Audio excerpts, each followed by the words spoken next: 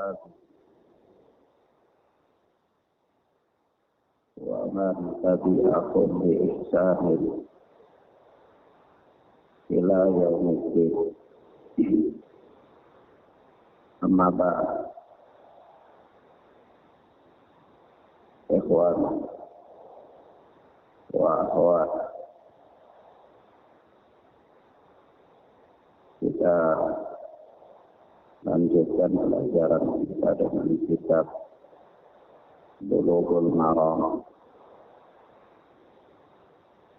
Kita masuk pada bab yang baru, yaitu berkata Al-Hafidz Ibnu Hajar rahimana rahimahullah, bab tartibi fi makarimil akhlaq, bab keterangan tentang motivasi atau hal-hal yang membangkitkan semangat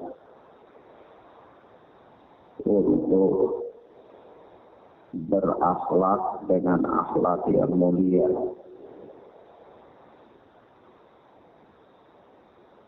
Dengan kata lain, motivasi untuk berakhlak yang mulia.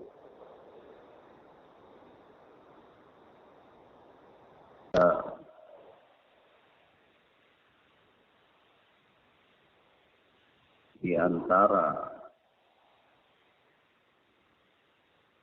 kedalaman ilmu Al-Hafidz Ibnu Hajar As-Asqalani rahimana rahimahullah adalah beliau melencapkan kitabnya Bulughul Maram ini dengan bab-bab yang semisal. Naam, kita masuk pada hadis-hadisnya, yaitu hadis yang ke-1563,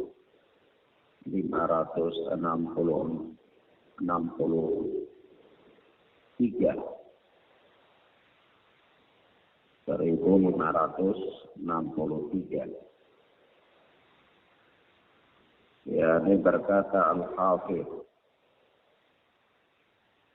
Ibnu Hajar As-Asqalani rahimana rahimahullah,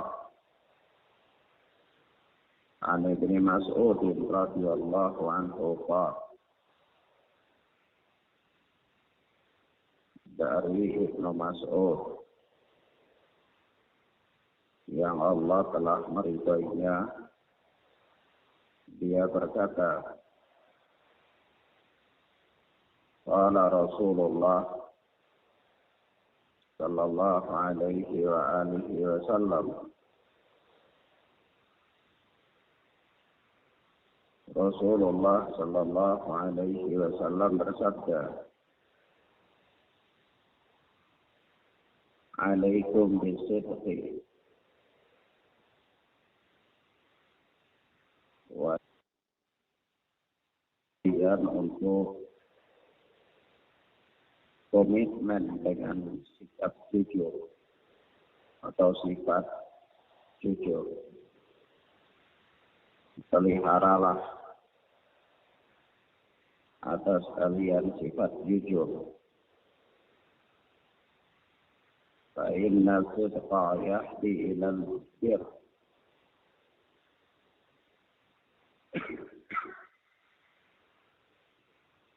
Karena sesungguhnya jujur itu yahdi ilal bir, dia akan membawa kepada kebaikan.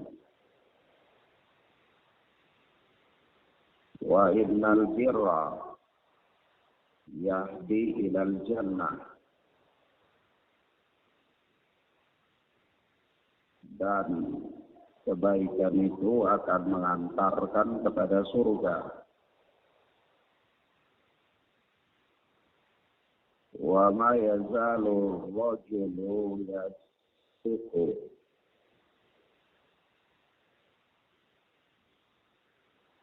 Dan senantiasa seseorang itu bersifat jujur.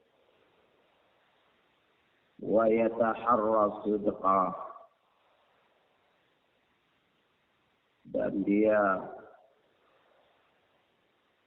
berupaya untuk jujur. Hatta yuktaba indallahi siddiqah. Hingga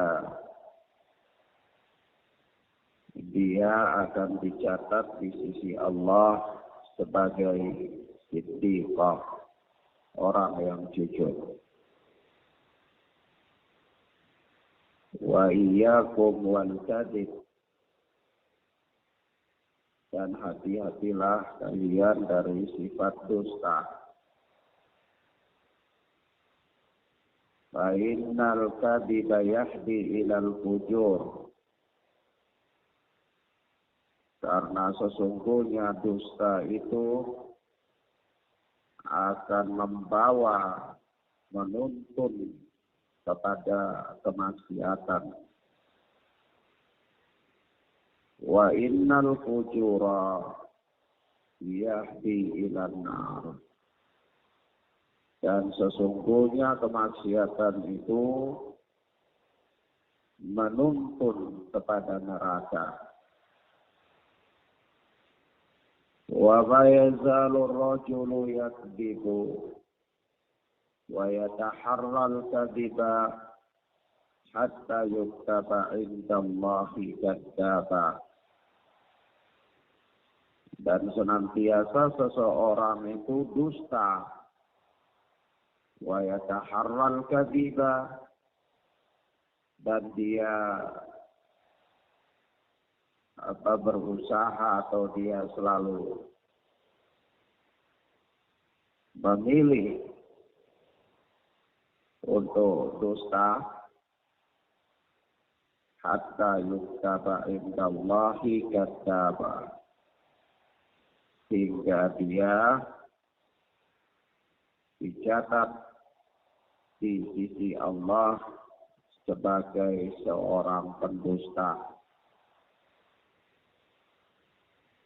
Kata Al-Hafidz muttafaqun alaih. Hadis ini disepakati kesahihannya oleh Al-Imam Bukhari dan Muslim dalam sahih keduanya. Ada ikhwan wa akhwat, di dalam hadis yang mulia ini ada beberapa pelajaran penting. Yang pertama, Al-Hafidz Ibnu Hajar Asqalani menyebutkan hadis ini di bab ini sebagai hadis yang pertama adalah untuk menerangkan kepada kita tentang dua hal, dua sifat yang bertolak belakang, yaitu sifat yang terpuji apabila ada pada seseorang dan sifat yang tercela apabila ada pada seseorang. Dua sifat itu adalah yang pertama jujur. Jujur merupakan akhlak yang mulia. Maka dia terpuji apabila ada pada seseorang. Yang kedua, dusta. Dusta merupakan akhlak yang tercela apabila ada pada seseorang sifat dusta ini. Nah, adapun hal ihwal yang berkaitan dengan dusta, ini telah kita jelaskan pada pertemuan kemarin. Nah,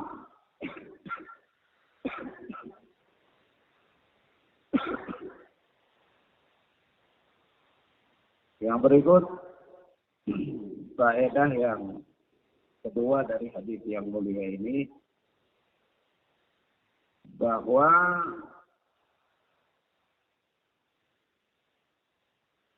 Rasulullah Shallallahu Alaihi Wasallam menyebutkan tentang pengaruh akhlak terhadap pribadi seseorang. Nah, akhlak yang mulia berupa kejujuran itu mengantarkan seseorang kepada kebaikan. Akan terpancar dari diri orang itu kebaikan demi kebaikan. Begitu pula kalau terlahir dari seseorang itu kebaikan demi kebaikan karena akhlak yang mulia yang ada pada dirinya, maka otomatis kebaikan itu adalah merupakan sebab yang membawa seseorang ke surga. Nah, maka ini motivasi daripada berakhlak yang mulia. Terkhususkan di sini adalah sifat jujur. Yang kedua, faedah yang berikut yang ketiga adalah peringatan dari akhlak yang tercela. Di mana akhlak yang tercela itu membawa kepada kejelekan-kejelekan. Terpancar dari pribadi yang memiliki akhlak yang tercela itu keburukan-keburukan, kemaksiatan-kemaksiatan. Nah, seorang terjatuh dalam kemaksiatan-kemaksiatan karena buruknya perangai, buruknya akhlak, buruknya muamalah, buruknya hubungan dia dengan Allah, buruknya hubungan dia dengan manusia, buruknya hubungan dia dengan pribadinya sendiri.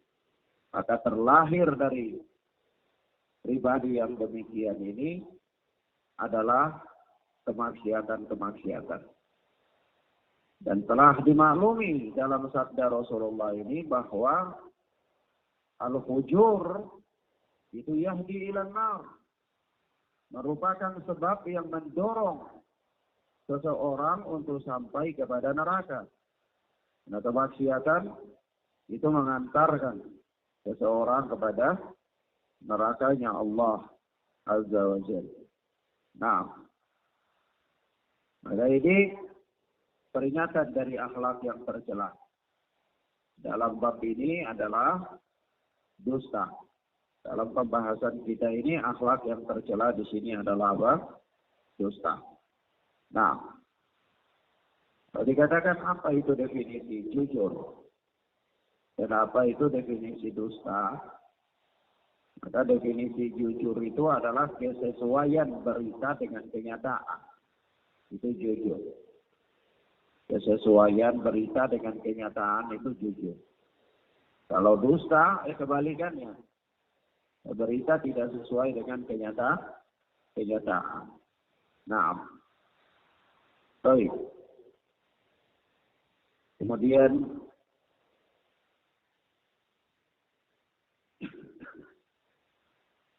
selanjutnya berkata Al-Hafidh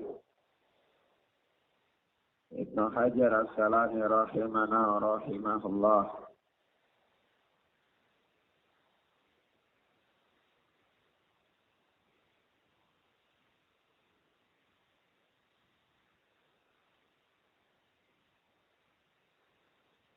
wa an Abi Hurairah radhiyallahu anhu anna Rasulullah sallallahu alaihi wasallam qala,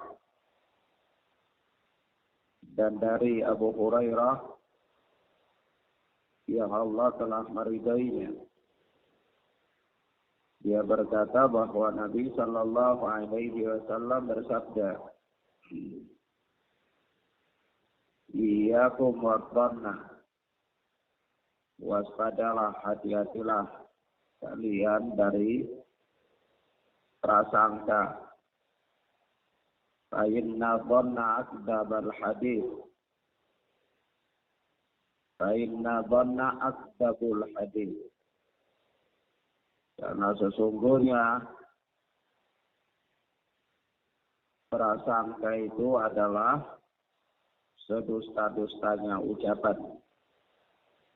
Muttafaqun alaih. Kata Al-Hafidz, hadis ini adalah hadis muttafaqun alaih.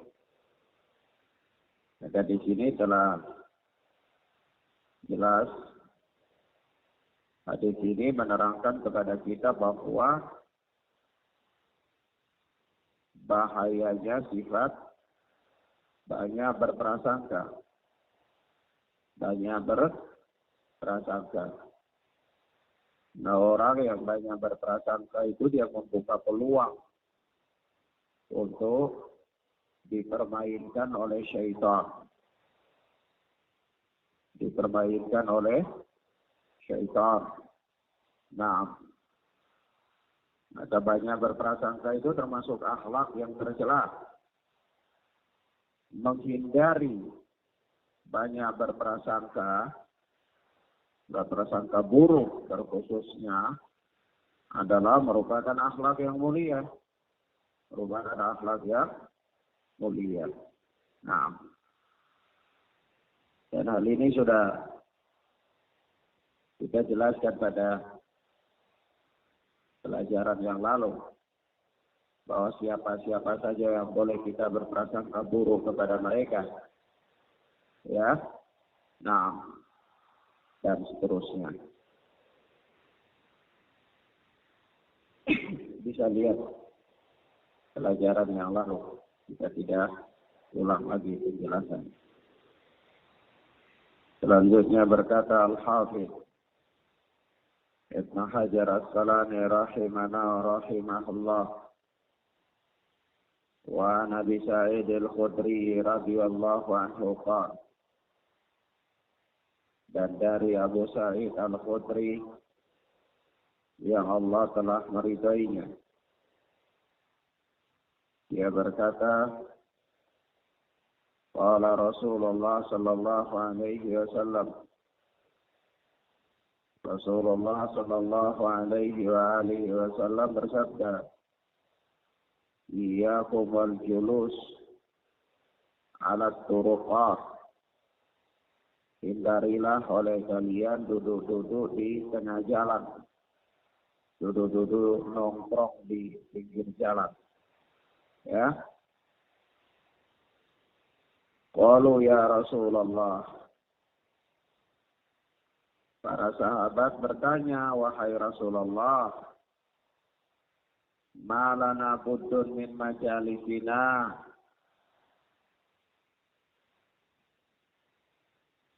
Yani kami tidak bisa menghindari daripada duduk-duduk di pinggir jalan itu. Natahaddatsu fiha, yani kami ngobrol-ngobrol di tempat tersebut, yani di pinggir jalan. Qala, maka Rasulullah sallallahu alaihi wasallam bersabda, "Amma idza abaitum." Jika kalian enggan untuk meninggalkannya. Jadi enggan, yakni tidak keberatan, merasa sulit meninggalkan duduk-duduk ngobrol di pinggir jalan. Karena memang itu adalah tempat-tempat yang di sana kalian bisa berjumpa dengan teman, kerabat, lalu duduk ngobrol hal-hal yang penting. Sehingga kalian kalau dilarang dari itu agak sulit, enggan untuk meninggalkannya. Maka kata Rasulullah, fa'atut tariqa haqqahu. Maka boleh duduk di pinggir jalan itu, tapi berikanlah kepada jalan itu haknya. Berikanlah kepada jalan itu haknya. Qalu wa ma haqquhu. Para sahabat bertanya, apa haknya wahai Rasulullah? Apa hak jalan itu? Qala, kata Rasulullah sallallahu alaihi wasallam bersabda, ghaddul basar. Hak jalan itu yang pertama adalah ghaddul basar. Menundukkan pandangan. Duduk di pinggir jalan itu jangan mata lihat. Satu lewat lihat, satu lewat lihat. Orang lihat lewat dengan sepeda lihat. Motor lihat. Mobil lihat. Jalan kaki lihat. Pakai rok mini lihat. Ya. Pakai weci lihat. Pokoknya matanya lihat. Duduk di pinggir jalan itu matanya tidak boleh lihat. Ghaddul basar. Harus apa? Ghaddul basar. Yang kedua, kaful ada. Kaful ada. Yaitu, tidak boleh mengganggu. Menyingkirkan rintangan, gangguan di jalan. Tidak boleh mengganggu. Kalau kebetulan ada kayu di jalan, ya disingkirkan. Jangan batu ditendang ke tengah jalan atau dilempar ke tengah jalan. Itu malah mengganggu. Tapi kaful ada. Tidak boleh mengganggu dan menyingkirkan gangguan-gangguan yang ada di jalan. Itu hak jalan. Yang ketiga, raddus salam. Membalas salam. Jangan asal duduk ngobrol, orang lewat berikan salam saja. Ya. Nah, raddus salam itu hak jalan. Membalas apa? Salam. Yang ketiga, wal amru bil ma'ruf. Memerintah kepada yang ma'ruf.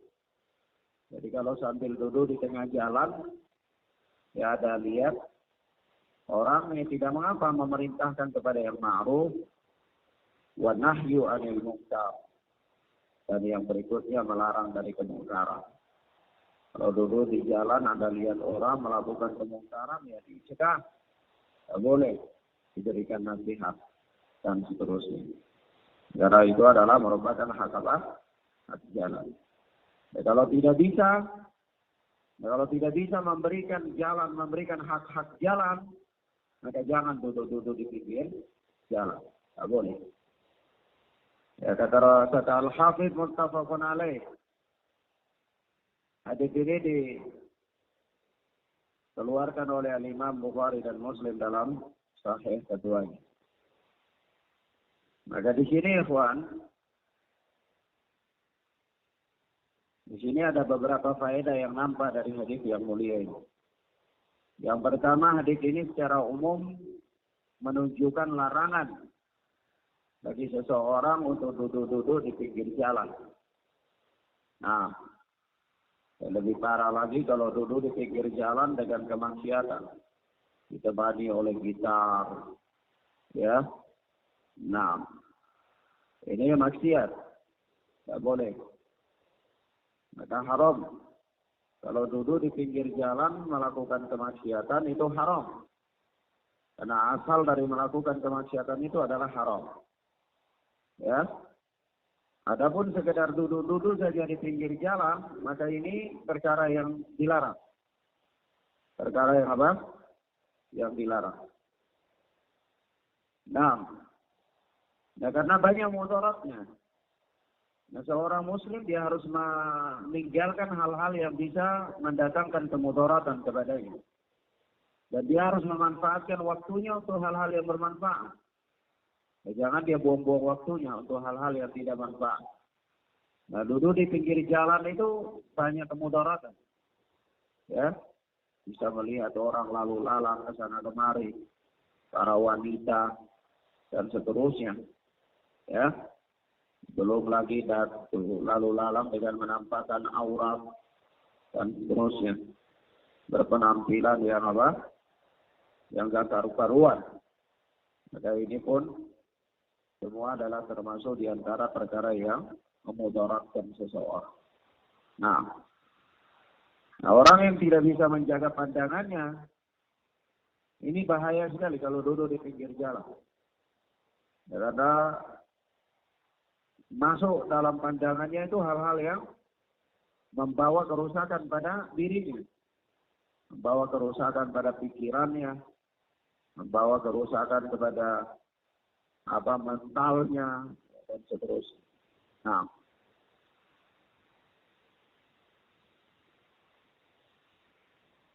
Nah, kalau ditanyakan Ustaz bagaimana kalau ingin ketemu sama teman-teman ngobrol-ngobrol, ya sebaiknya dilakukan di dalam rumah atau ya kalau memang ada toko ya di dalam toko atau di ala kulli hal menghindari pinggir jalan. Nah, dulu-dulu di pinggir jalan itu banyak kemudaratan. Nah, maka di sini asalnya terlarang. Asalnya apa? Terlarang. Nah, namun kalau misalnya seseorang itu terpaksa karena tidak ada tempat yang lain, mereka harus duduk di pinggir jalan, ya, membahas, ketemu sama teman-teman, selama bukanlah perkara yang sia-sia ya, membahas hal-hal yang penting, bukan ngobrol duduk di pinggir jalan sampai satu malam, setiap hari seperti itu, ya. Kalau memang terpaksa dan tidak menemukan tempat lain, maka boleh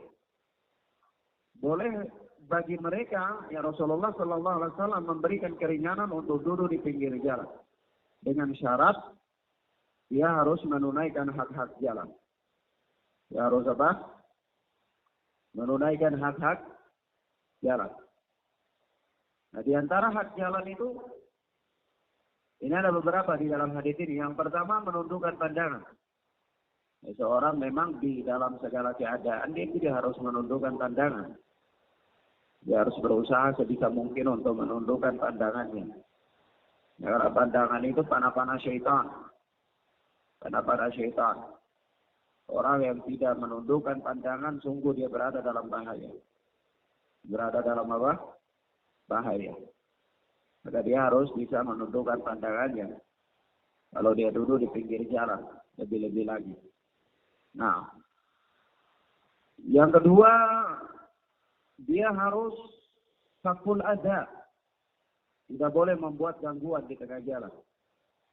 Kalau ada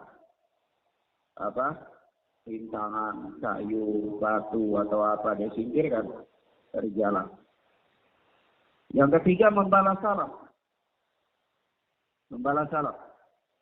Dalam balas salam itu di samping hak seorang muslim, juga merupakan haknya jalan bagi orang yang duduk di pinggir jalan. Ya, haknya jalan. Yang ketiga, al-amru bil ma'ruf. Dia harus tidak boleh meninggalkan perintah kepada yang ma'ruf. Kalau ada kesempatan misalnya anak-anak kecil atau ada orang-orang yang memang dia melihat kondisi mereka, dia boleh perintahkan mereka kepada yang ma'ruf. Misalnya duduk-duduk kemudian pas waktu sholat sudah ada yang perintahkan. Teman-teman, ajak mereka untuk melakukan apa? Sholat. Nah, dan apa an-nahyu 'anil munkar? Yang kelima apa? Melarang dari kemungkaran. Ya, kalau dia duduk di pinggir jalan, dia melihat ada orang melakukan kemungkaran, maka dia cegah, bisa dia. Bagaimana Rasulullah Sallallahu Alaihi Wasallam mengatakan, "Man ra'a minkum mungkaran falyughayyirhu biyadihi." Barang siapa dari kalian yang melihat suatu kemungkaran, maka rubahlah dengan tangannya. Fa illam yastati' fa bi lisanihi. Kalau dia tidak mampu rubah kemungkaran dengan tangan, maka rubah dengan lisannya. Berikan nasihat, berikan arahan, bimbingan. Fa illam yastati', kalau tidak bisa, ya fa bi qalbi. maka ingkari dalam hati. Sudah, tidak usah nimbrung di situ. Tidak usah gabung dengan mereka. Karena itu adalah bentuk dari pengingkaran dalam hati. Wadzalika adhaful iman. Dan orang yang hanya bisa mengingkari dengan hati adalah selama-lamanya iman. Nah, ala kulli hal, kemungkaran itu harus dicegah.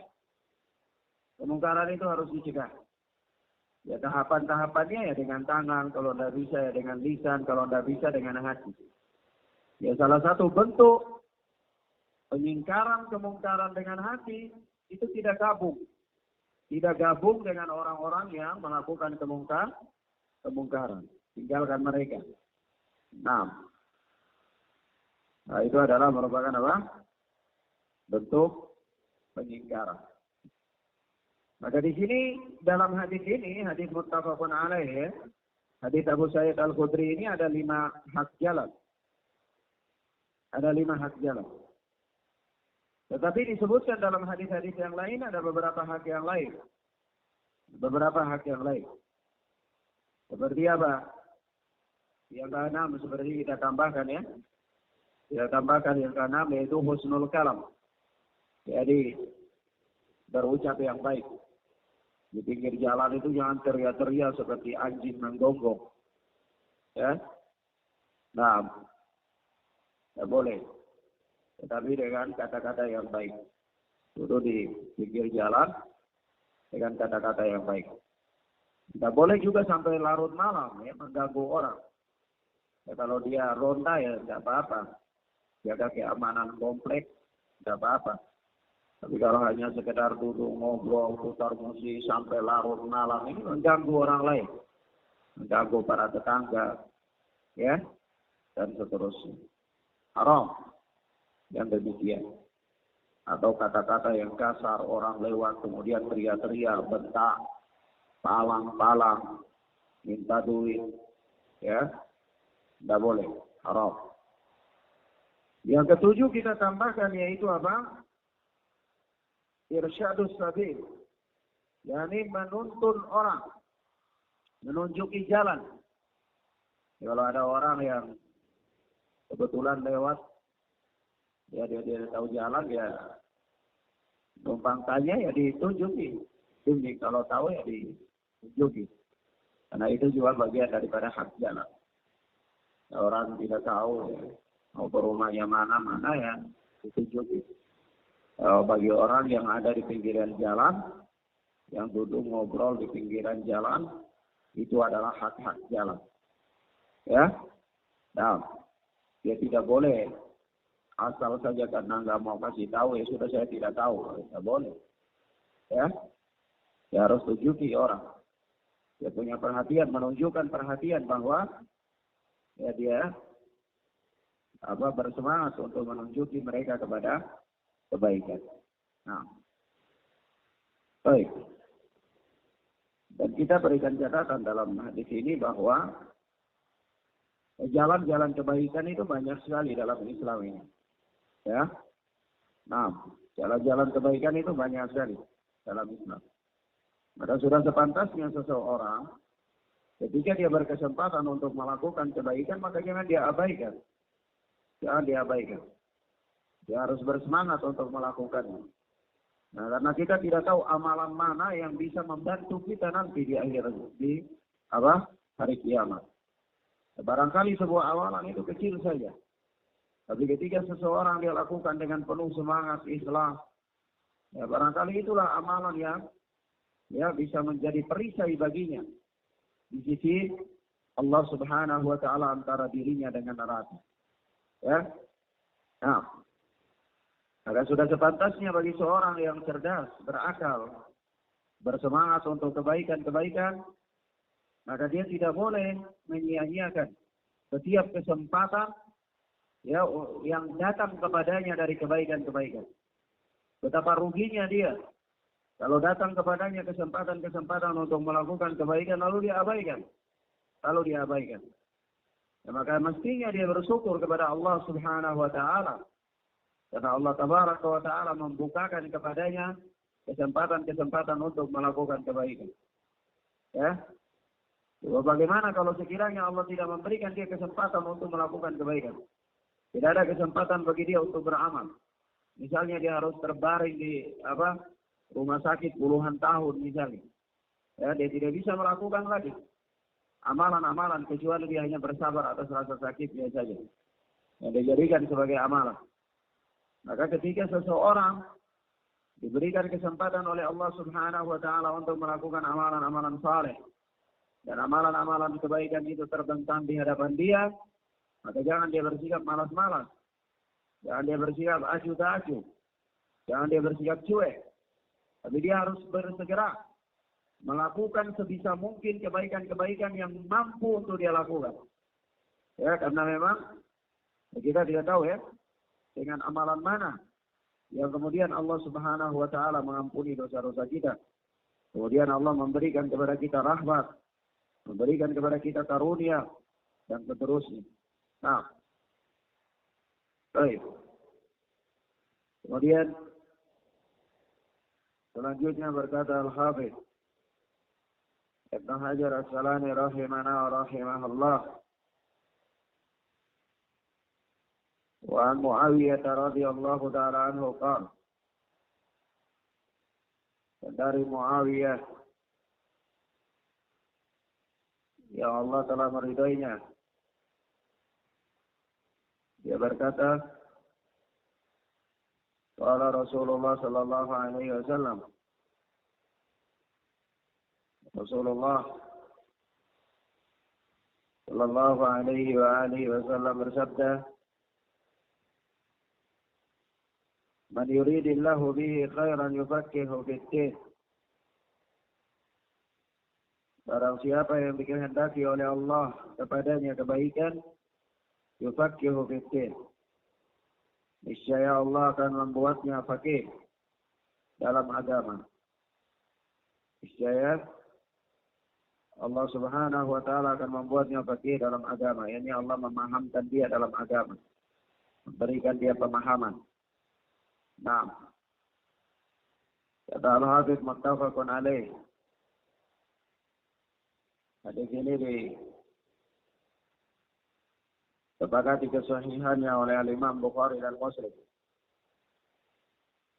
Dan dikeluarkan oleh beliau berdua, rahimana wa rahimahumullah, di dalam sahihnya. Maka di sini menerangkan atau memberikan pelajaran kepada kita tentang beberapa hal. Yang pertama, hadis ini merupakan dalil tentang betapa agungnya paham dalam agama.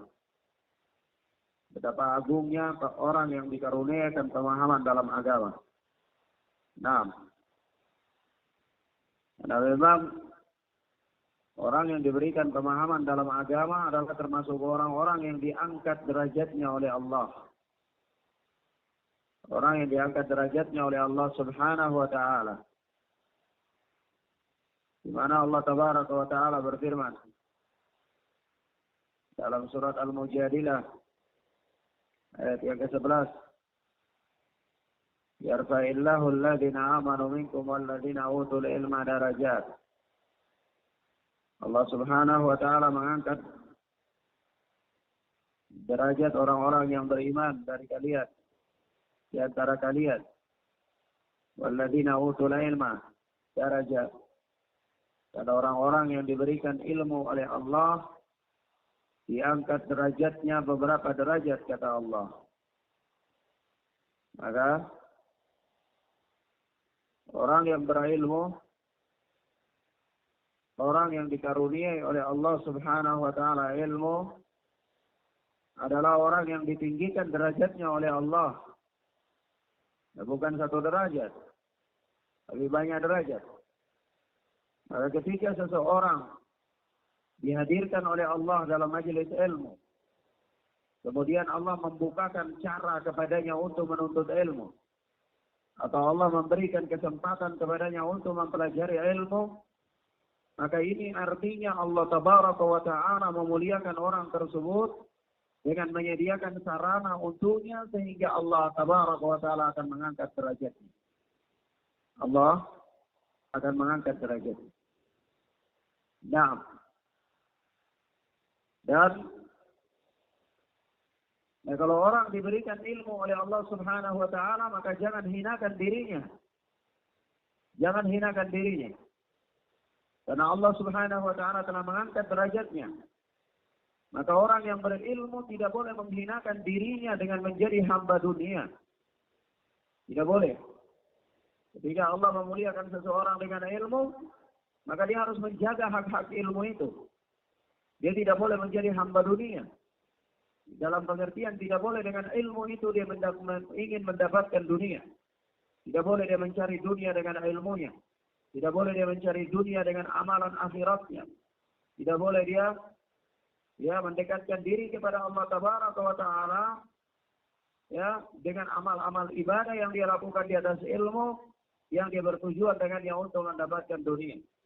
Apakah pangkat, apakah jabatan, apakah harta, kedudukan, atau disebut orang alim, atau sekedar untuk mendebat orang-orang alim. Ini pun tidak boleh. Ya, karena apa? Karena ilmu adalah sesuatu yang lebih mulia dari itu semua. Sehingga ketika seseorang diberikan oleh Allah ilmu, dia harus menjaga kemuliaan ilmu itu. Dia harus menjaga kemuliaan ilmu tersebut. Ya, karena Allah telah mengangkat derajatnya dengan diberikan kepadanya ilmu. Bahkan apa? Ilmu adalah merupakan sarana jalan untuk dimudahkan oleh Allah Subhanahu wa taala ke surganya Allah. Bagaimana disebutkan dalam hadis, "Man salaka tariqan yaltamisu fihi ilman, sahalallahu lahu bihi tariqan ilal jannah." Barang siapa yang menempuh suatu jalan untuk mendapatkan ilmu agama, sahalallahu lahu bihi tariqan ilal jannah. Niscaya Allah Subhanahu wa taala akan memudahkan jalannya ke surga. Coba bayangkan. Orang yang menempuh jalan untuk mencari ilmu, dia berusaha mencari ilmu. Dia menempuh suatu perjalanan untuk mencari ilmu. Maka sesungguhnya orang ini sedang berusaha meniti suatu jalan yang dengannya Allah akan memudahkan dia ke surganya Allah Tabaraka wa Ta'ala. Maka Masya Allah ya, menuntut ilmu adalah merupakan jembatan untuk dimudahkan perjalanannya ke surga Allah. Ke surga Allah.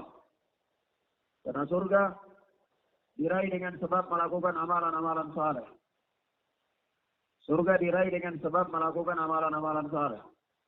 Dan seorang melakukan amalan-amalan saleh sebagai sebab, kemudian dengan sebab itu Allah merahmati dia dan Allah memasukkan dia ke dalam surga. Dan amalan tidak dapat dikatakan amalan itu amalan saleh kecuali harus dibangun di atas ilmu. Harus dibangun di atas ilmu. Seseorang beribadah kepada Allah tanpa ilmu, maka dia sesat. Dia sesat. Seseorang tidaklah semakin kuat, tidaklah semakin keras dia mendekatkan dirinya kepada Allah tanpa ilmu, melainkan dia akan semakin jauh dari Allah. Dia akan semakin jauh dari Allah. Karena berapa banyak pun ibadah amalan yang dia lakukan, kalau tidak dibangun di atas ilmu, maka Rasulullah sallallahu alaihi wasallam mengatakan, "Man ahdatsa fi amrina hadza ma laisa minhu bahwa raddun." Barang siapa yang mengada-ngadakan suatu perbuatan di dalam agama ini, dalam urusan kami ini, laisa minhu, yang bukan dari agama, bahwa raddun, maka dia tertolak. Dia tertolak. Dan begitu pula Rasulullah mengatakan, "Man amila amalan laisa alaihi amruna bahwa raddun." Barang siapa yang beramal dengan suatu amalan yang tidak ada contohnya dari kami, kata Rasulullah, bahwa raddun, maka dia tertolak. Amalan itu tertolak. Maka tidaklah seseorang semakin kuat dia mendekatkan diri kepada Allah dengan suatu amalan atau dengan amalan apapun, banyak amalan sekalipun. Tapi kalau amalan itu tidak ada contohnya dari Rasulullah, maka tidaklah dia semakin dekat kepada Allah, melainkan dia akan semakin jauh dari Allah tabaraka wa ta'ala. Nah, maka butuhkan ilmu dalam mendekatkan diri kepada Allah Subhanahu wa ta'ala. Maka ilmu itu kedudukannya sangat mulia sekali. Nah, bahkan ilmu adalah merupakan jalan atau merupakan sebab yang dengannya dimudahkan oleh Allah jalan menuju surga. Nah, bahkan apa?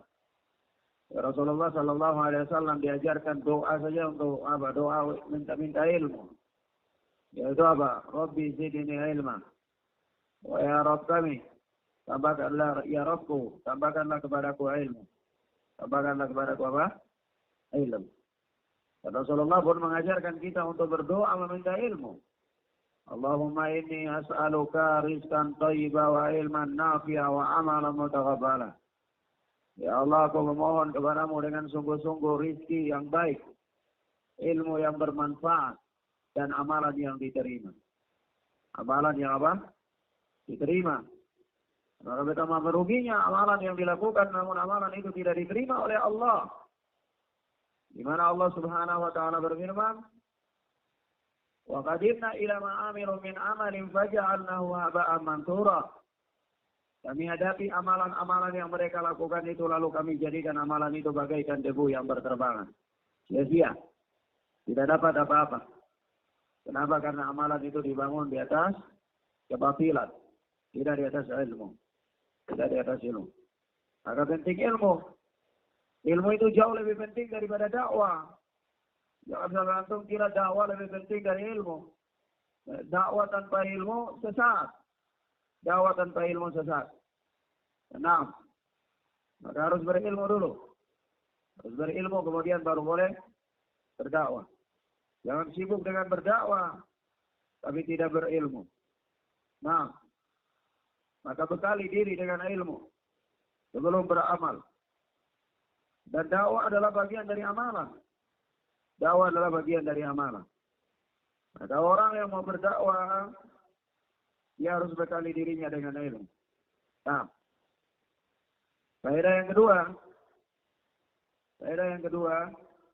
dari hadis yang mulia ini bahwa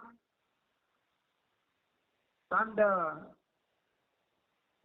baiknya seseorang adalah apabila dia paham dalam agama. Tanda baiknya seseorang apabila dia paham dalam agama. Demikian pula buruknya seseorang apabila dia tidak paham dalam agama. Karena apa kata Rasulullah, man yuridillahu bihi khairan yufaqihu fiddin. Barang siapa yang dikehendaki oleh Allah suatu kebaikan, niscaya Allah akan berikan dia paham dalam agama. Ya, maka tanda-tanda kebaikan pada diri seseorang itu dengan dia paham dalam agama. Jadi kalau orang paham agama, itu tanda bahwa ada kebaikan pada diri orang itu. Sebaliknya kalau orang tidak paham agama, maka ini tanda kejelekan baginya. Dan ingat bahwa apa? Allah Subhanahu wa ta'ala murka terhadap orang yang alimun bid dunya, jahilun bil akhirah. Dia alim dalam ilmu dunia, tetapi dia jahil dalam ilmu akhirat. Dia alim dalam ilmu dunia, tapi tata cara wudhu tidak tahu.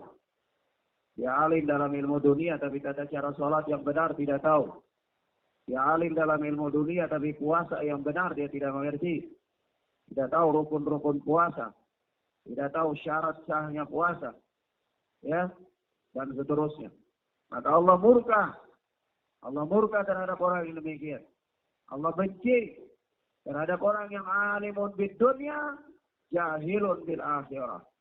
Dia alim dalam ilmu dunia, tapi dia jahil dalam ilmu akhirat. Ya, maka kasihan ya. Orang akan mendapatkan kemurkaan Allah, mendapatkan kebencian, kemarahan dari Allah Subhanahu wa ta'ala. Apabila dia fokus untuk ilmu dunia saja. Tapi ilmu akhiratnya tidak ada. Kasihan. Nah. Baik.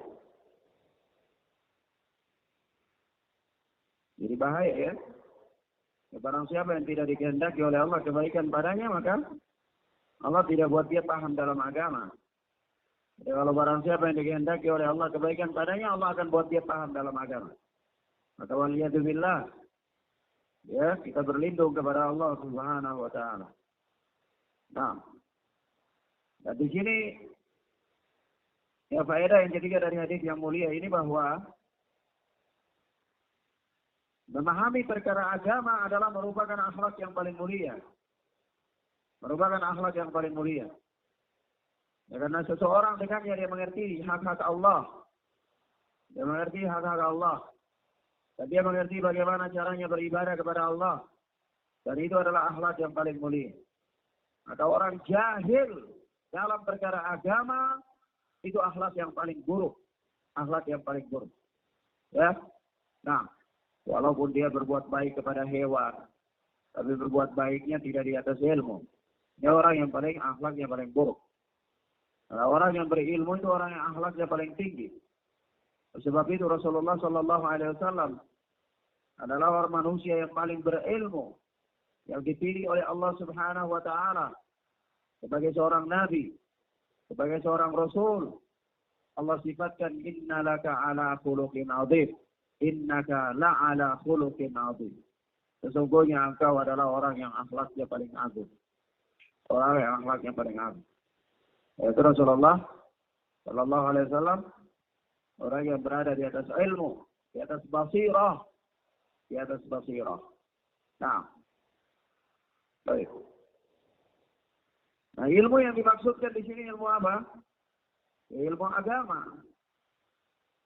Ilmu yang dimaksudkan di sini ilmu agama, bukan ilmu PPKN, ya, atau bukan ilmu antropologi, bukan ilmu fisika, bukan, atau ilmu matematika, sama sekali bukan.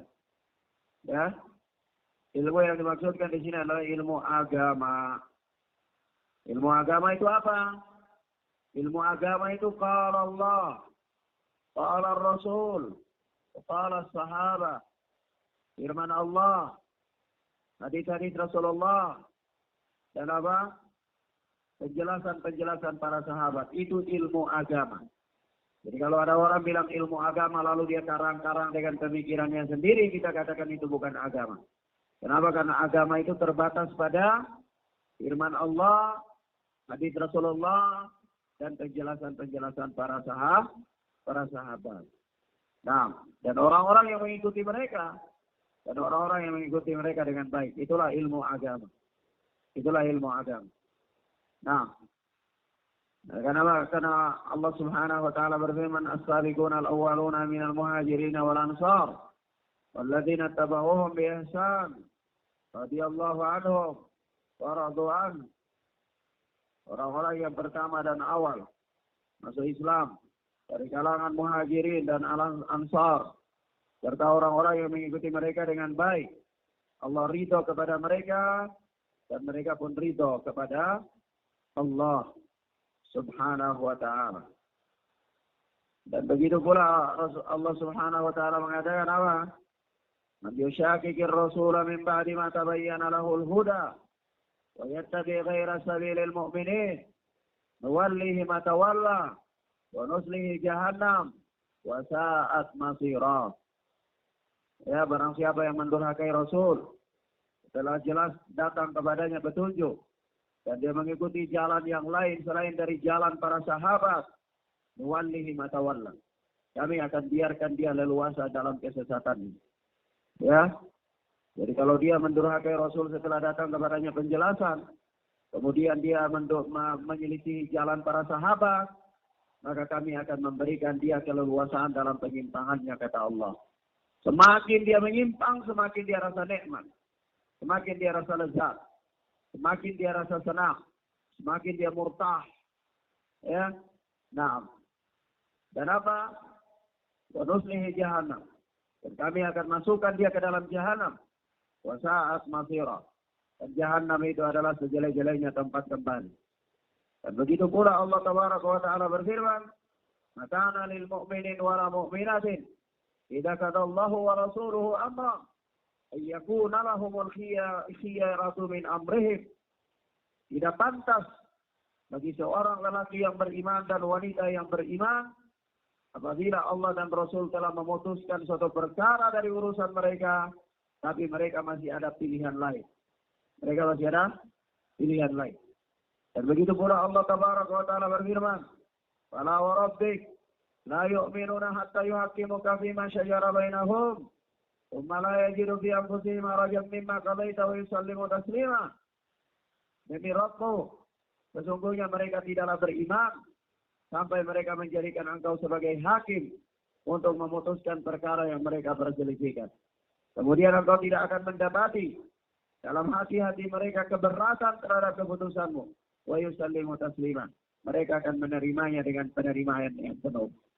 Maka di sini apa? Allah Subhanahu wa Ta'ala mengikat keimanan dengan apa? Taat, tunduk, patuh kepada keputusan Rasul sallallahu alaihi wa alihi wasallam. Nah, maka itulah ilmu. Itulah apa? Ilmu. Ilmu agama itu ya firman Allah, hadis-hadis Rasulullah dan penjelasan-penjelasan para sahabat. Nah, jadi bukan pemikiran-pemikiran seseorang, bukan. Nah, maka ini harus hati-hati. Jangan sampai ada suatu pergerakan baru. Ya, dari zaman ke zaman pergerakan demi pergerakan itu tetap ada saja. Ya, manusia menamakan itu dengan agama. Besok-besok ada kelompok baru. Ada kelompok satu lagi. Ya, kelompok demi kelompok muncul terus. Muncul kelompok dari Vietnam sana mungkin. Atau muncul kelompok dari Cina, apalagi karena ada hadis-hadis katanya utlubul ilma walau bisin, menuntut ilmu walaupun sampai di Cina. Nah, maka nanti ada satu kelompok baru dari Cina. Ya, nah, ini batil. Itu bukan hadis Rasulullah. Ya, itu bukan hadis Rasulullah. Kalimat batil. Belajar apa di Cina? Belajar komunis. Ya, nah, belajar itu di Makkah dan Madinah, di tempat kembalinya agama. Bahwa iman ini akan kembali ke Makkah dan Madinah sebagaimana ular kembali ke dalam lubangnya. Ya, ular itu kalau dia keluar, dia akan kembali ke dalam lubang sarangnya. Dan begitulah iman akan kembali ke Makkah dan Madinah. Ya, nah, dan negeri-negeri yang diberkah oleh Allah, seperti negeri Yaman, negeri Syam. Ya Rasulullah sallallahu alaihi wasallam berkata, "Allahumma barik lana fi Yamanina. Allahumma barik lana fi Syamina." Ya Allah, berikanlah keberkahan kepada kami di negeri Yaman kami. Ya Allah, berikanlah berkah kepada kami di negeri Syam kami. Ini adalah negeri-negeri yang berkah. Dapatkan doa Rasulullah sallallahu alaihi wasallam. Makkah dan Madinah, kota yang akan dijaga oleh Allah. Bahkan Allah menugaskan para malaikat untuk menjaga, sehingga Dajjal pun tidak akan sanggup masuk dalam kota Makkah dan Madinah. Ya, nah, maka kemurnian agama akan kembali ke sana. Akan kembali ke sana, bukan ke Pakistan, bukan ke India, bukan ke Bangladesh, bukan ke Vietnam, bukan ke Cina, apalagi, bukan. Ya, nah, apalagi ke Iran, ya bukan, sama sekali bukan. Nah, maka itu agama itu ada sumbernya. Tidak boleh karang-karang. Nah, kalau semua orang berhak untuk membuat agama, apalagi dari mimpi, aduh parah. Kalau dari mimpi sudah parah. Ya, nah, kalau dari mimpi itu di kuil Shaolin banyak. Ya, banyak orang yang membangun agama mereka dengan mimpi. Makanya agama itu tidak dibangun dengan mimpi. Tapi agama itu wahyu. Wahyu dari Allah. Allah, Allah Rasul, kepala sahabat. Dan agama juga tidak dibangun dengan karamat-karamat. Ya, nanti ada orang bilang karamah ini bisa jalan di atas air, bisa duduk di atas daun tebu, ya bisa terbang dengan sajadah. Ya, lalu itu agama, bukan. Ya, kalau bisa terbang, maka burung, kupu-kupu lebih hebat, kupu-kupu bisa terbang. Ya, nah, ya kalau bisa apa? Bisa sekedar jalan di atas air, kapal lebih hebat. Kapal itu lebih hebat, jalan di atas air, bawa penumpang lebih banyak. Ya, nah, Maka itu bukan agama. Agama itu qala Allah, qala Rasul, qala sahabat. Ya, firman Allah, hadis-hadis Rasulullah, dan apa? Ucapan-ucapan para sahabat. Karena dan tidak terikat dengan jumlah mayoritas, tidak. Agama itu tidak dilihat dari jumlah, dari apa? Kuantitas, tidak. Tetapi dari kualitas. Dari kualitas. Itu kata Rasulullah sallallahu alaihi wasallam, "Bada al-Islamu ghariban wa sayaudu ghariban kama bada, fatuba lil ghuraba." Islam itu muncul pertama kali di kota Makkah dalam keadaan asing. Islam itu datang. Ya. Islam itu datang asing. Asing di tengah-tengah masyarakat Quraisy ketika itu. Dan apa? Sayaudu kama bada, dia akan kembali asing pula sebagaimana awal datangnya. Fatuba lil ghuraba, maka sampaikanlah kabar gembira kepada orang-orang yang dianggap asing itu. Ya. Dan mereka itu jumlah mereka banyak apa sedikit-sedikit saja, kata Rasulullah, qalilun. Jumlah mereka sedikit saja. Ya. Idza fasadan nas, apabila manusia itu telah rusak umumnya. Jumlah mereka sedikit. Maka dari itu Ibnu Mas'ud mengatakan apa? Ma wafaqal haqqa in kunta wahdaka. Ya. Yang dimaksudkan dengan kebenaran itu adalah apa-apa yang sesuai dengan kebenaran walaupun engkau seorang diri. Walaupun engkau seorang diri. Jadi sangat batil. Sangat batil kalau orang tanya, itu benar apa salah? Banyak orang tidak. Di sana pengajian banyak atau tidak? Pertanyaan batil. Bilangkan mereka bahwa kalau ada pesta joget lebih banyak. Ya. Nah, kalau mau jumlahnya banyak, itu tunggu pesta joget atau pesta menari. Ya, itu lebih banyak. Nah, agama tidak diukur dari jumlah. Batil. Agama tidak diukur dari jumlah. Nah, kenapa? Karena agama itu kebenaran. Agama itu kebenaran. Satu orang kalau dia berada di atas kebenaran, itulah agama. Dua orang kalau dia berada di atas kebenaran, itulah agama. Tiga orang kalau dia berada di atas kebenaran, itulah agama. Siapa saja kalau dia berada di atas kebenaran, itulah agama. Tidak terikat dengan jumlah. Tidak terikat dengan jumlah. Kenapa? Lain tuti aksara manfil ardi yudilluka an sabili. Kalau engkau mengikuti kebanyakan manusia di muka bumi ini, mereka akan menyesatkan engkau dari jalan Allah. Maka di situ apa? Kebanyakan manusia itu menyesatkan. Maka agama tidak diletakkan pada jumlah yang banyak, tidak. Yang apa? Kebenaran kalau diukur dengan jumlah mayoritas, itu namanya demokrasi. Ya, pemilihan umum. Yang mau pilih presiden, mau pilih gubernur, mau pilih bupati, mau pilih DPR, itu jumlah banyak menang. Ya.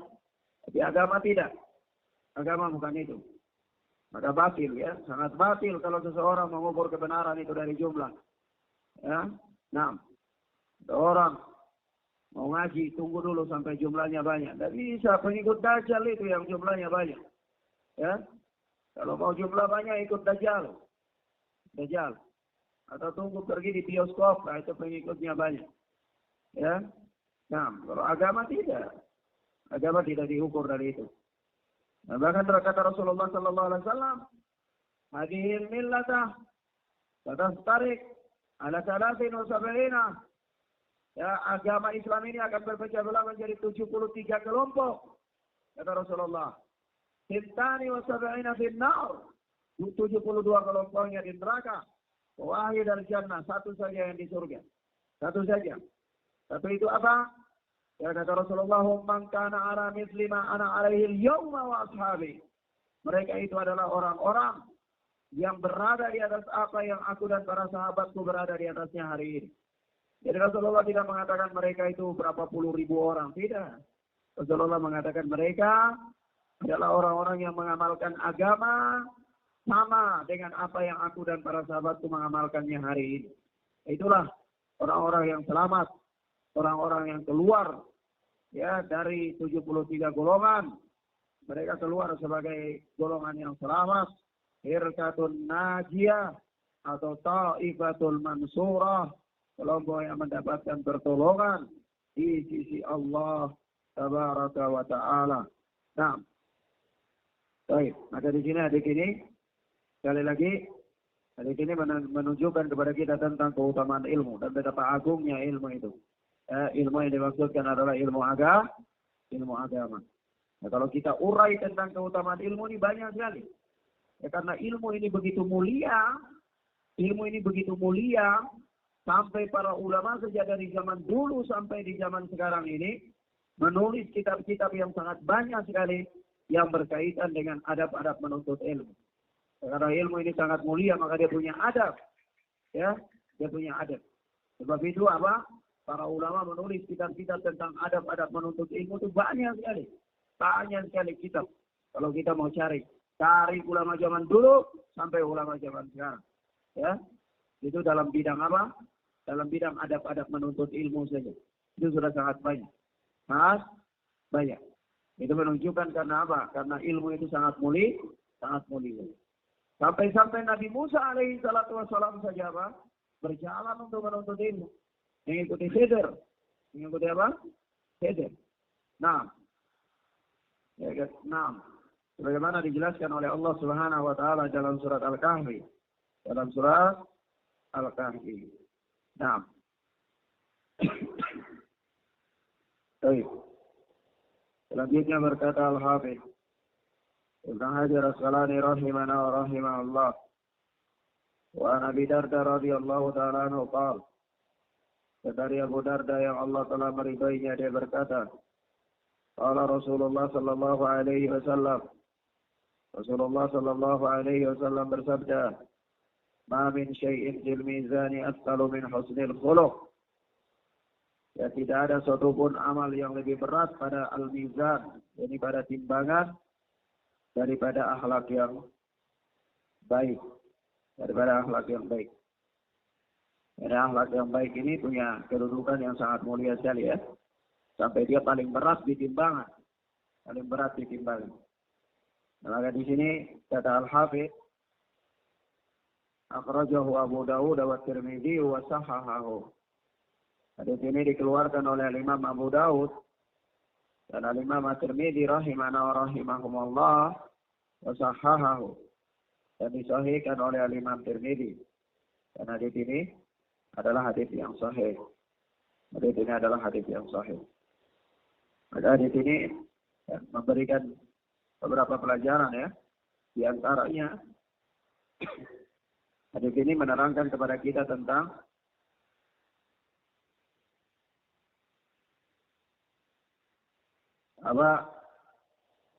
betapa tingginya kedudukan akhlak yang mulia. Nah, akhlak yang mulia itu kedudukan yang sangat tinggi sekali. Jika dia punya kedudukan yang apa? Yang sangat berat ditimbangan. Bahkan disebutkan dalam sebagian hadis bahwa apa? La yudriku darajat as-sha'im al-qa'im bi husnil khuluq. Yani seseorang atau kama jaa fil hadis, seseorang akan mendapatkan derajat orang yang rajin puasa sunnah dan sholat malam dengan akhlak yang baik. Ya, orang yang punya akhlak yang baik itu dia bisa mencapai posisi atau bisa mencapai derajat yang dicapai oleh orang yang rajin puasa sunnah dan orang yang rajin sholat malam. Ya Allah ya. Nah, begitu hebatnya kedudukan akhlak yang mulia. Yang kedua, ya baiknya budi pekerti atau akhlak adalah merupakan gambaran batin dari seseorang. Kalau orang punya akhlak itu baik, budi pekertinya baik, ya maka akan muncul dari dirinya perangai yang baik. Karena gambaran batin seseorang itu dengan nampak pada dirinya perangai yang baik. Ya, nah, perangai yang baik.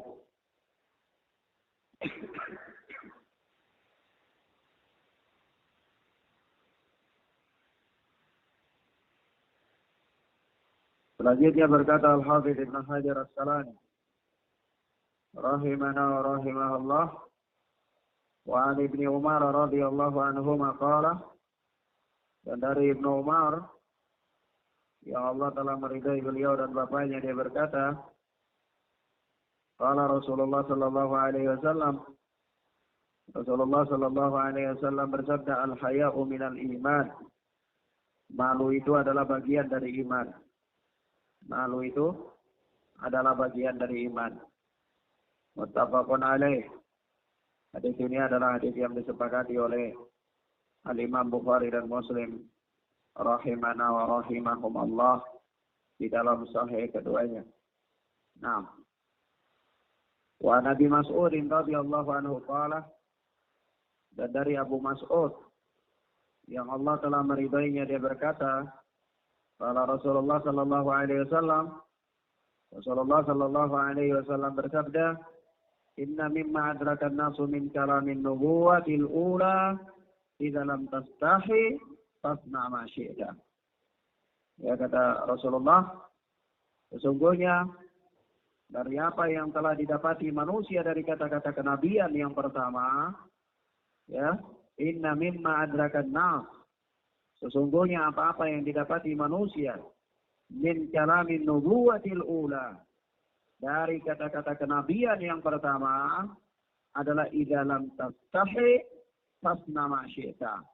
Kalau engkau tidak malu, maka berbuatlah sekehendak. Kalau engkau tidak malu, maka apa? Berbuatlah sekehendak.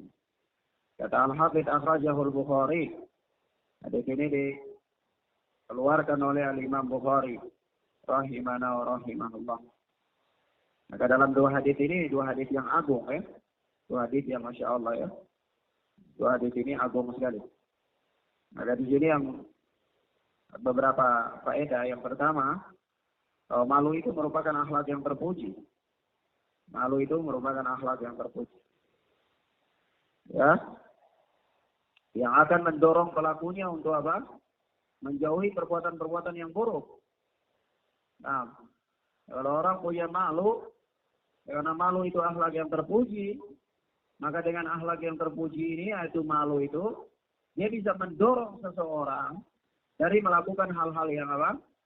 Atau menjauhi perbuatan-perbuatan yang buruk. Menjauhi hal-hal yang buruk. Jadi melakukan hal yang buruk, dia malu. Dia malu. Dia rasa tidak bisa, rasa segan, dan seterusnya. Maka malu itu apa?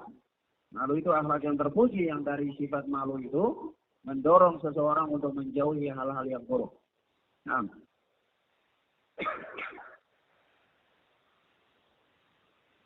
dia mau melampaui hak-hak orang lain tidak bisa karena rasa malu. Mengambil barang orang tidak bisa karena rasa malu. Ya, mau bersikap sewenang-wenang tidak bisa juga karena rasa malu. Jadi memang malu ini apa? Ya, termasuk akhlak yang luar biasa sekali. Ya, dia bisa ya mendorong seseorang untuk menjauhi perbuatan-perbuatan yang buruk. Nah, yang berikut, malu itu adalah bagian dari iman. Malu itu bagian dari iman. Nah, kenapa malu itu bagian dari iman? Ya karena kalau seseorang punya rasa malu, ya, dia akan terhalang dari melakukan tindak kejahatan.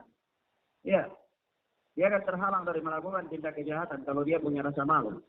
Coba antum lihat kalau orang tidak malu itu, sudah mabuk, teriak-teriak lagi di jalan, ya. Ya kalau dia misalnya mabuk lalu dia sembunyi di dalam kamar, kan orang lain tidak tahu, ya, dengan perbuatan kemaksiatan. Dia masih punya malu.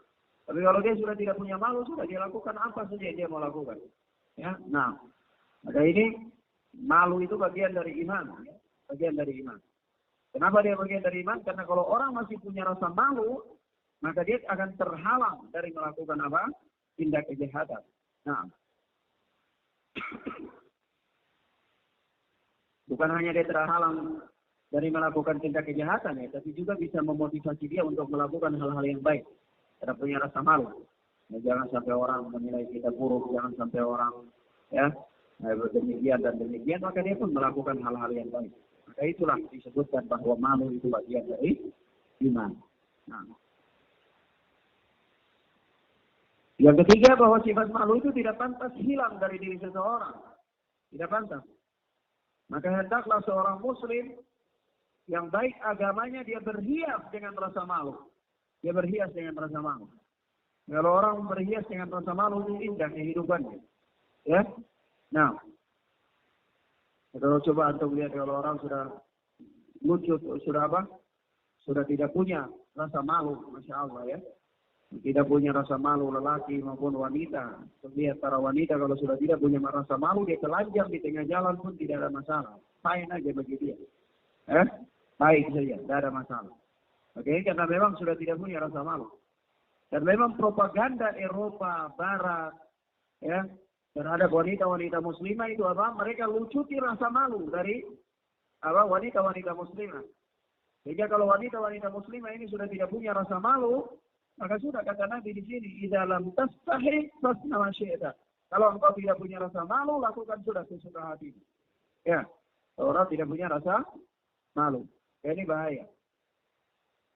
Orang tidak punya rasa malu korupsi, ya. Orang tidak punya rasa malu pencuri. Orang tidak punya, pokoknya macam-macam lah. Kalau orang tidak punya rasa malu itu dia lakukan apa saja yang dia mau sudah, tidak ada masalah. Tidak ada remote control. Maka malu itu adalah remote control bagi dia. Nah, sudah sepantasnya rasa malu itu ya ada pada diri seseorang. Dan sangat tidak pantas kalau rasa malu hilang dari diri seseorang. Tidak boleh. Maka hendaklah seorang muslim yang baik agamanya dia berhias dengan rasa malu. Dia berhias dengan rasa malu. Ya kalau rasa malu juga tidak bisa mencuri. Mau jadi pengemis juga tidak bisa karena malu. Mau minta tidak disuruh. Jadi akhirnya apa? Tidak jadi pengemis. Nah, kalau orang tidak punya rasa malu itu kan mulutnya ringan untuk minta. Dia apa saja mau minta. Ya. Nah, jadi tidak punya rasa malu. Nah, nanti jalan lihat orang buka dondong mau minta. Jalan lihat orang puji lemong mau minta. Jalan asal lihat orang buat apa saja mau minta. Ya. Sampai orang yang punya itu jadi malas kalau taruhkan di apa yang bisa dapat lihat. Ya. Nah, kalau satu orang yang dapat lihat minta, 10 orang dapat lihat minta. Ini bahaya, ini tidak punya rasa malu. Tidak punya rasa malu. Nah, rasa malu itu muncul itu bagus. Ya, ada apa kata para ulama? Al-haya la ya'ti illa bil khair. Rasa malu itu tidak datang kecuali bersama dengan yang kebaikan. Ya, rasa malu itu tidak datang kecuali bersama dengan yang kebaikan. Kalau orang punya rasa malu, maka ada pada dirinya itu pasti kebaikan. Ya. Nah, akan menghalangi dia dari tindakan kejahatan dan akan memotivasi dia untuk melakukan hal-hal yang baik. Nah, maka al-haya la ya'ti illa bil khair. Malu itu tidak datang kecuali dengan kebaikan. Baik. Kemudian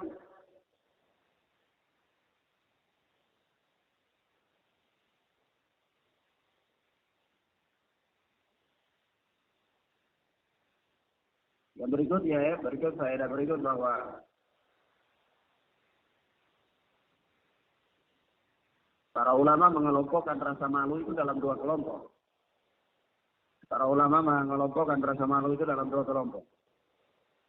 Yaitu yang pertama, bahwa sifat malu merupakan dasar tabiat seseorang. Rasa malu yang merupakan apa? Merupakan dasar tabiat seseorang.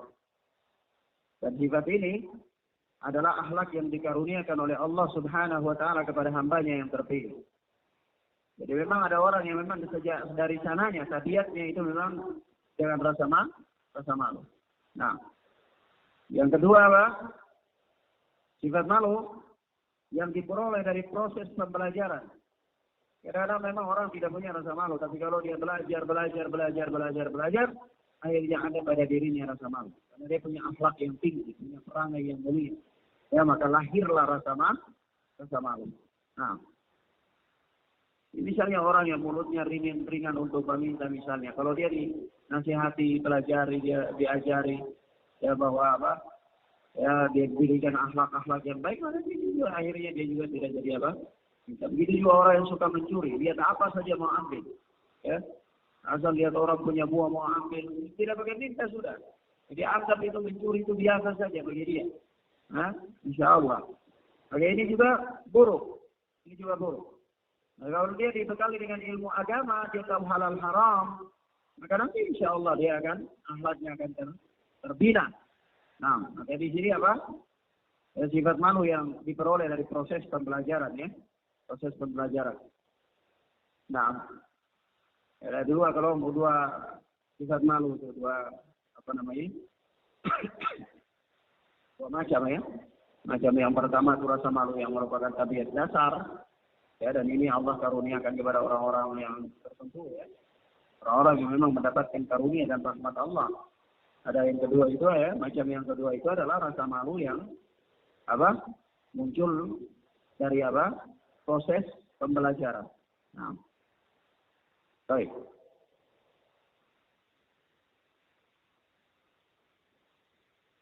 Dan memang Masya Allah ya, kalau kita lihat orang tidak ada rasa malu, itu seenaknya saja dalam semua hal. Sampai kalau bicara agama pun kalau tidak ada rasa malu, ya bicara saja. Dusta, bohong di depan publik itu, di masjid juga tidak apa-apa. Biasa bagi dia. Memang bahaya rasa malu. Kalau tidak punya rasa malu itu Masya Allah ya. Dan suatu ketika ada suatu kisah ya. Ada suatu orang tidak punya rasa malu.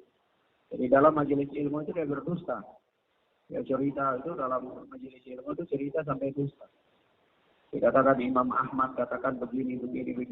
Padahal dia tidak tahu kalau yang sedang hadir dalam majelisnya itu Imam Ahmad juga. Ya, Imam Ahmad bin Hanbal. Lalu begitu Imam Ahmad dengar. Loh, ini orang tidak tahu malu. Dan benar, saya tidak pernah ucapkan kalimat seperti itu. Karena dia asik ngomong, apa kata Imam Ahmad? Imam Ahmad langsung berdiri dari majelisnya, datang ke depan.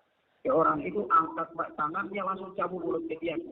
Ya, kaget bingung, ada apa ini? Ya kata Imam Ahmad. Kata Imam Ahmad ya, yang kau katakan itu kebohongan, dusta. Ya, yang saya lakukan ini sunnah, cabut mulut ketik lebih bagus daripada kau dusta seperti itu. Ya, kenapa? Ya karena ya engkau katakan Ahmad bin Hanbal mengatakan demikian dan demikian, dan sementara saya ini Ahmad bin Hanbal, saya tidak pernah merasa bahwa saya pernah mengatakan demikian. Kata dia, Ahmad bin Hanbal yang lain.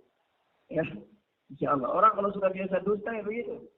Itu sekarang antum tanya enggak di Tamilona. Begitu antum tanya orang di Tamilona, itu di Sabta Marga. Ya, nah, saya Sabta Marga lagi dibilang di mana lagi, di langit kayak di mana.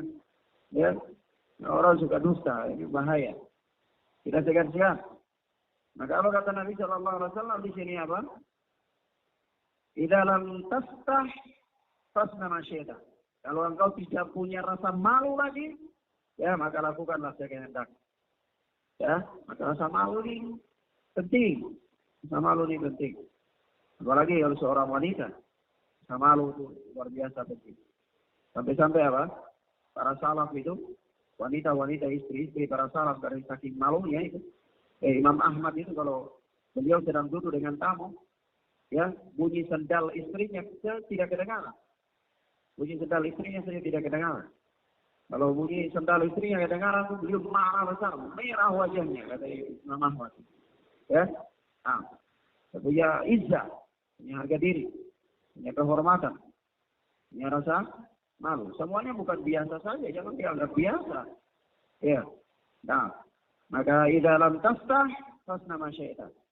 Kalau engkau tidak punya rasa malu, sudah lakukan sesuka hatimu saja. Ya, nah, ini bahaya. Maka rasa malu itu barometer. Rasa malu itu barometer tabiat yang baik. Rasa malu digolongkan dalam akhlak yang terpuji. Maka dari itu di hadis-hadis ini, ya Al-Hafidz Ibnu Hajar Al-Asqalani meletakkan dia di bab tentang apa? Motivasi untuk berakhlak yang terpuji. Nah, wallahu a'lam bishawab. Ila huna ya ikhwan, kita cukupkan pelajaran kita sampai di sini. Ta'ala selanjutnya Allahumma yassir lana wa la tu'assir alaina. Allahumma barik lana fima a'tayt. Allahumma inna nas'aluka rizqan thayyiban wa ilman nafi'an wa amalan mutaqabbala. Subhanallahumma wa bihamdika asyhadu an la ilaha illa anta astaghfiruka wa atubu ilaik. Assalamualaikum warahmatullahi wabarakatuh.